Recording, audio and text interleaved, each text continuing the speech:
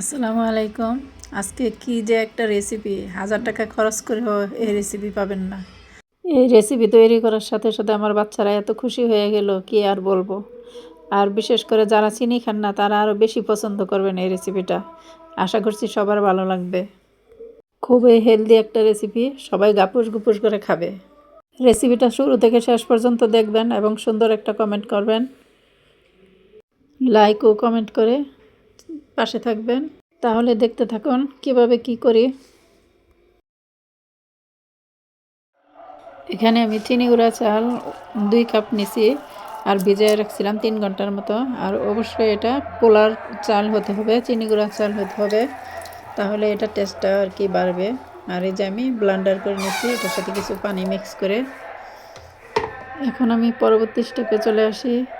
এখানে আমি নিছি গাজর, ক্ষীরা, আর সামান্য পাতাকপি নিছি, আর আছে কাঁচামরিচ, ধনিয়া পাতা।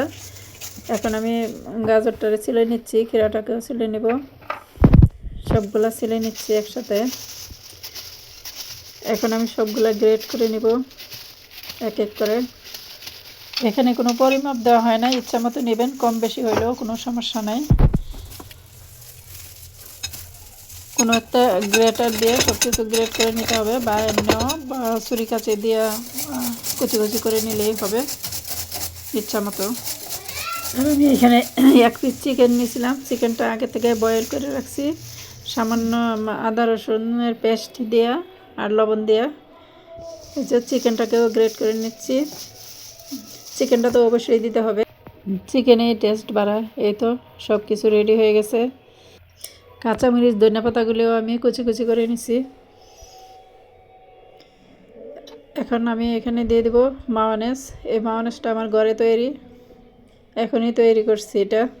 আমার চ্যানেলে রেসিপি দেওয়া আছে, দরকার হলে দেখে নিতে পারবেন। এখন আমি সবগুলা ভালো করে মিক্স করে নিচ্ছি।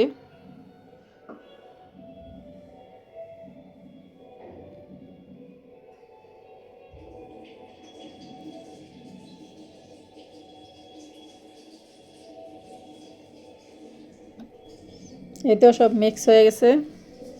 এখন আমি পরবর্তী স্টেপে চলে গেছি। এটার সাথে আমি এখন লবণ দিব, তারপরে 2 টেবিল চামচ কর্নফ্লাওয়ার দিচ্ছি।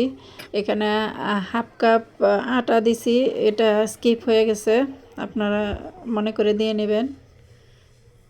এই তো ব্যাটারটা দেখেন কেমন হয়েছে, বেশি বাড়িও যাতে না হয়, পাতলাও যাতে না হয়। এখন একটা ফ্রাই প্যানে আমি সামান্য তেল ব্রাশ করে নিছি। তেলটা খুবই অল্প পরিমাণে ব্রাশ করতে হবে, বেশি দেওয়া যাবে না। এই তো এখন আমি ব্যাটারটা দিয়ে একটু টেনে আসলে তারপরে পুরটা দিয়ে এভাবে বলে নিতে হবে।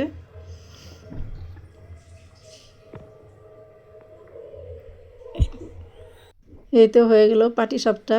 এটা হলো স্যান্ডউইচ পাটিসাপটা। আপনারা এইভাবে তৈরি করবেন, দারুণ মজা হয়।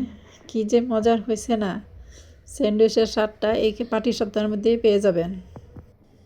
আশা করছি ভালো লাগবে সবার রেসিপিটা ভালো লাগলে অবশ্যই লাইক কমেন্ট শেয়ার করে পাশে থাকবেন। ইনশাল্লাহ আবার দেখা হবে নতুন কোনো রেসিপি নিয়ে। আল্লাহ হাফেজ।